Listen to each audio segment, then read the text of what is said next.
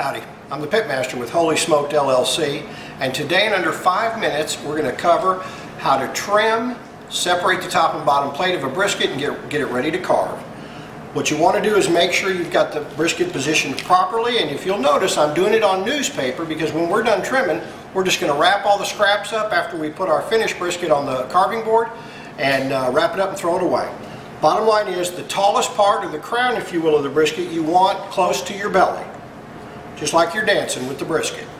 Next thing we're going to do is we're going to take a knife. We're not carving, we're not slicing. We're going to push the top layer of fat off the top plate and this tail end of the bottom plate. Doesn't take a whole lot of force, but if you'll notice, it just starts to peel away.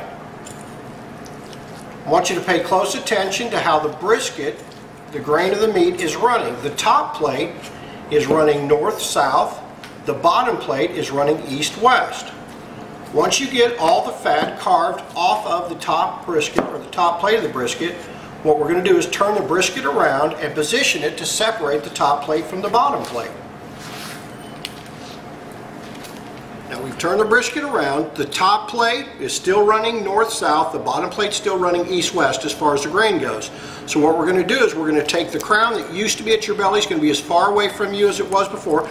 What you're going to do is put the knife between the top plate and the bottom plate. There's a layer of fat, and you can really just guide your knife with a little bit of pressure through the top plate and the bottom plate.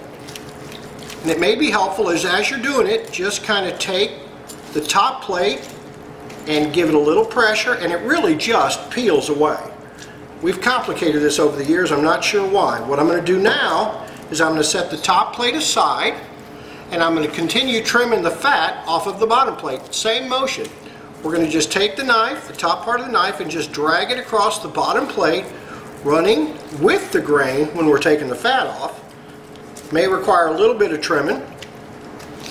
Turning it around and going to finish it up. And then once you've got the desired amount of fat off of your bottom plate, set it aside and start with the top plate.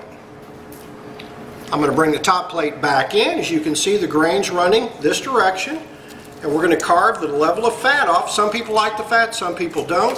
Those that like the fat, I would encourage them to eat off the top plate, and those that don't, I'd encourage them to eat off the bottom, but with my waistline you can tell I kind of like both, top and bottom plate.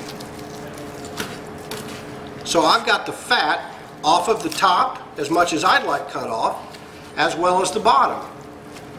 I'm going to bring the bottom plate back over, and you'll notice I've got the grain running this direction. I'm going to match the grain direction as I put the top plate on the bottom plate. Now you're really ready to carve the brisket. All you're going to do is take your knife, just steady, smooth motions, just cutting through both plates. And if you'll notice, that pink area is called the smoke ring. The deeper that pink ring is, it means the more smoke that penetrated the meat and the more flavor you should have. And if you really want to get one with that much flavor, I'd encourage you to go to holysmokedbriskets.com and order one online.